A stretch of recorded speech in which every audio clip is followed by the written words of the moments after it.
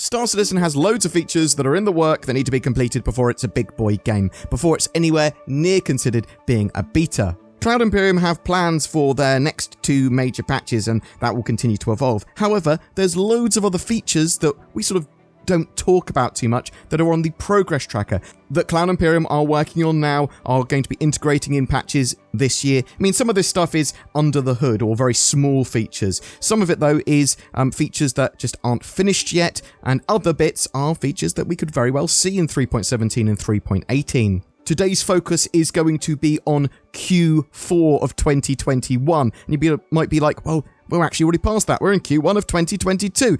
Yes, but the features we're going to talk about are features that have yet to appear in the game that finished, at least according to the progress tracker, their work. So what are these magical features? Well, we'll talk about them, but there's a load of stuff on server meshing and new missions and the Pyro system and loads of AI stuff too. You can see where CIG's focuses have been, and we can see there's quite a lot of cool stuff that might be coming in the next year that Cloud Imperium haven't really disclosed many details to us yet, beyond what we're seeing in the tracker. However, let's put it in a bit more context and talk about these features. So let's start with missions and gameplay type features that were apparently completed, or at least some of the work was completed, in Q4 2021. Rescue and transport missions, taking advantage of AI follow behaviors to create missions where players transport customers from one location to another, along with prototype missions where players must rescue imperiled clients from dangerous situations and escort them to safety. Now, we know that 3.17 has taxi missions, which sound to be part of this sort of process. However, the more extended rescue missions that will sort of be similar, but not identical to taxi missions, well, could they come at the same time? Quite possibly. Could they come a bit after? At the very least, we know that they are working towards more in-depth use of the transporting of NPCs from one area to another and making use of like body dragging, all that sort of stuff, and healing mechanics to make these more and more interesting. For example, we do know that they've been working on the 890 jump mission to really update it so that you can rescue all the NPCs there, heal them, get more rewards for transporting them back, that sort of stuff. I think there's actually a capture version of that underway too. Commorray mission improvements are also a thing. So several mission improvements and totally new missions set across and around the Commorrays with a specific focus on PvP content. Now, this might also see the start of them trying to get the Tessa Bannister missions back in that people may remember with the advent of Star Citizen 2.0 sort of coming into the game.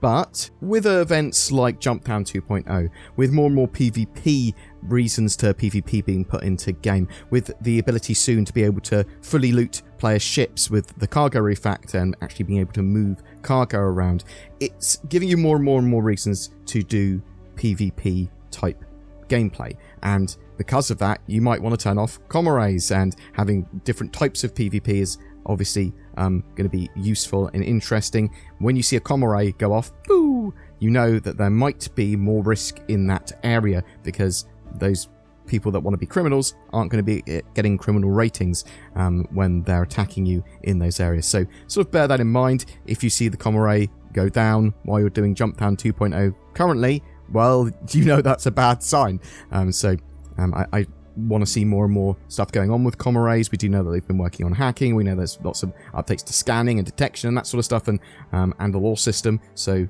anything that they can do to improve Commorrays and actually bring them back into the game a bit more and have more gameplay associated with them sort of makes sense. Counterfeiting and data download missions. Implementing missions that task players with infiltrating ships defended by hostile NPCs to hack terminals. There will be both lawful and unlawful variants of these missions. Now, we know there's things like the 890 jump mission that we previously talked about, and bunker missions and all that sort of stuff, but they're sort of expanding these out a lot more. They're giving you more and more types of mission and more variants of them. I want to see as many interesting NPC and PvE missions, some of which are PvP blended in the future, and that sort of just helps that be a thing. We do know they're obviously working on hacking as well, and that sounds like it's associated with hacking.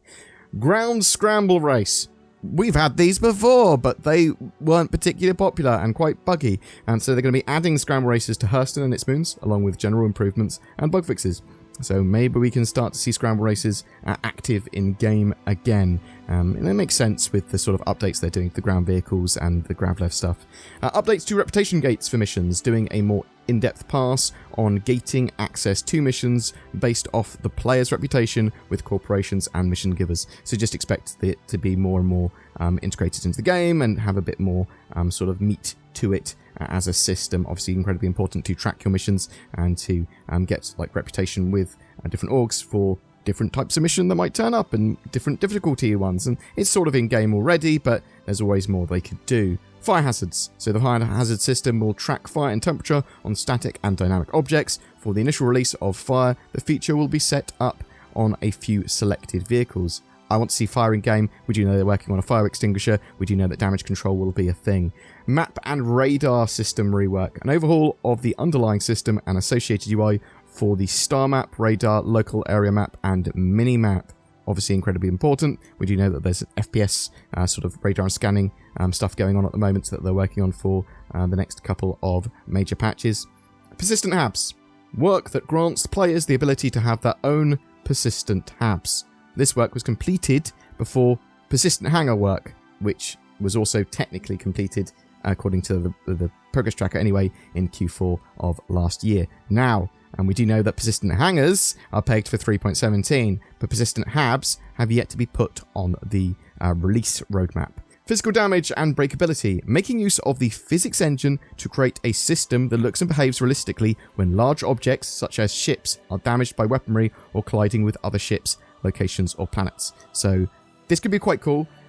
It's not the physical damage system in the same way that we've been talking about with physical damage and physical components, but it is been partly steps towards that. But I think it's going to mainly deal with large ships being destroyed and breaking up, but also generally ships ramming each other so that it's not sort of like cataclysmic. I mean, ships hitting each other, in my opinion, at the very least, they're not themselves weapons. They're not like these sort of, they're not a missile.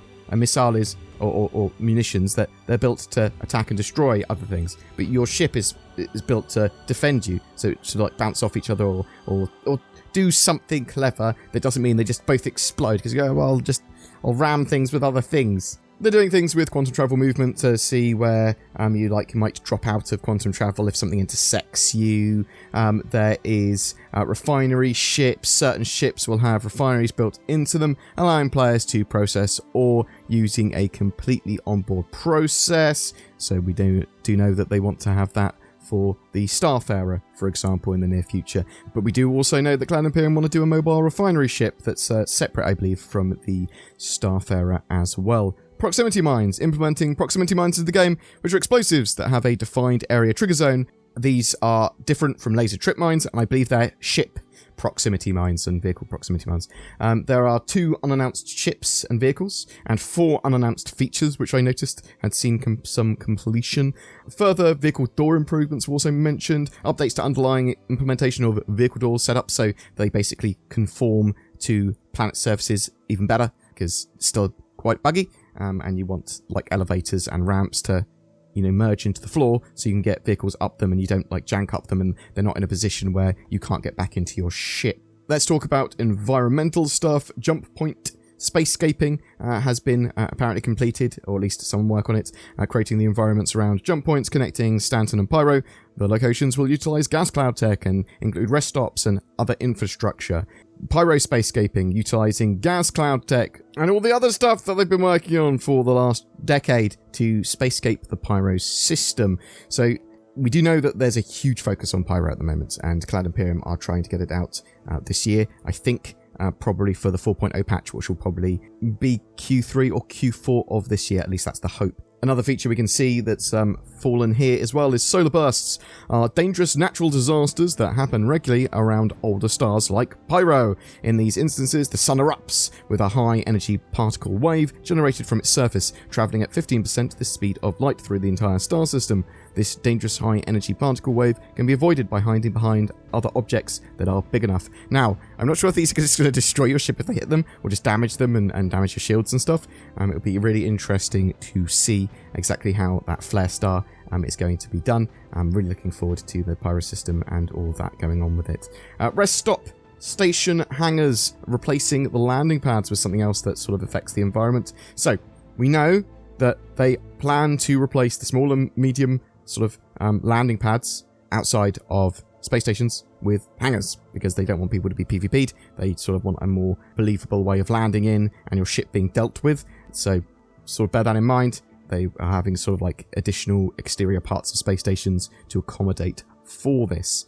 Let's move on to some of the networking, server meshing, and sharding stuff. Now, I'll sort of summarize some of this. We saw the hybrid service, we saw Atlas, we saw various entity graph and inventory stow and unstow and dedicated game server mesh features, and lots of item sharding stuff. So hybrid service, that moves the netcode's replication layer out of the dedicated game servers and into its own standalone service. This will be used by server meshing to manage client and server streaming, replication of networked states between clients and servers, and persisting state changes to the entity graph. And then you've got Atlas, which is a component of the replication layer, which splits the game up into multiple manageable regions or territories. Stowing and unstowing allows you to basically take an item from the higher up database and put it into your current sort of game server or shard, and the game will then know whether where that sort of item is.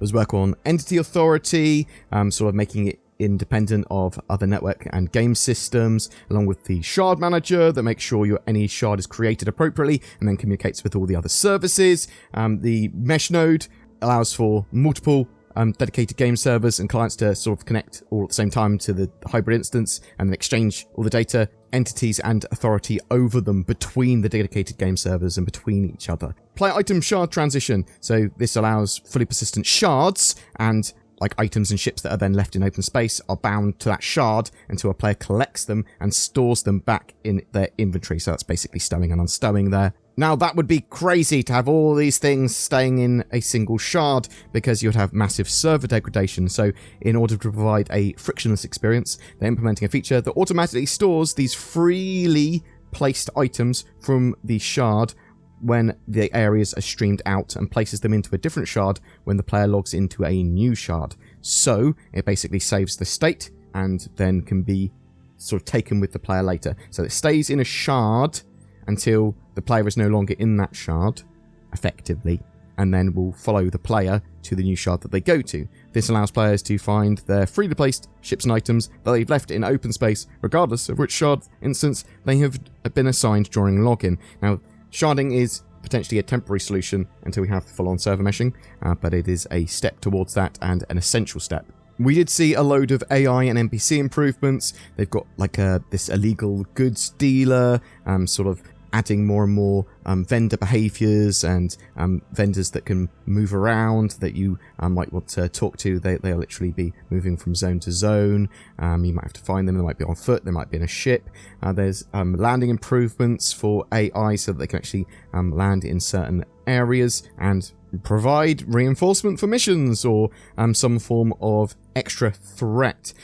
There's AI navigation links, so they're trying to get AI to more appropriately use elevators and transit, ladders and ledge grabbing. They'll be able to do all those sort of things in the future. They completed work on civilian AI being able to use weapons to defend themselves and try and preserve their own lives, and sort of that untrained combat level where they're like, I don't want to fight, but I will defend myself. There was also loads of NPC movement updates with better behavior for civilians, so they're trying to make them less robotic and move around from area to area more readily, and there's more interactivity with shops and patrons and that sort of stuff as well. There's an NPC tracker service, which is kind of part of the dynamic universe sim and the Quanta stuff that Tony Zverovic has previously talked about, that we were expecting to start to see in 3.16, but we haven't properly yet. So this tracks and records the actions of players and NPCs. In turn, bounty hunting gameplay will use this service to expose the actions taken by outlaws so they can be tracked by bounty hunters. So that sort of massively expands out the gameplay for bounty hunters as they sort of add more and more and more to that. We also, on a slight sort of side note, have Xi'an facial working that was apparently completed. Looking forward to seeing the Xi'an faces and them talk in-game. It might just be that we see the Xi'an to start with just on like comms, that sort of thing, rather than walking around. But it's still a step towards having them in-game. More generally, there are also lot improvements, level of detail that saw completion, stuff like that, and lots of other little optimizations and things. Boom! That's it for today's info dump and talk, because I've just seen there were sort of 16, 17 minutes already, and we've discussed quite a lot. So please remember that's what's on the progress tracker showing for work that was completed Q4 of 2021 in regards to Star Citizen's persistent universe. And yeah, so some of those features, they may be being rolled into other 3.17 or 3.18 things that are already sort of mentioned, or seeing more general work in 2022 or only partially completed.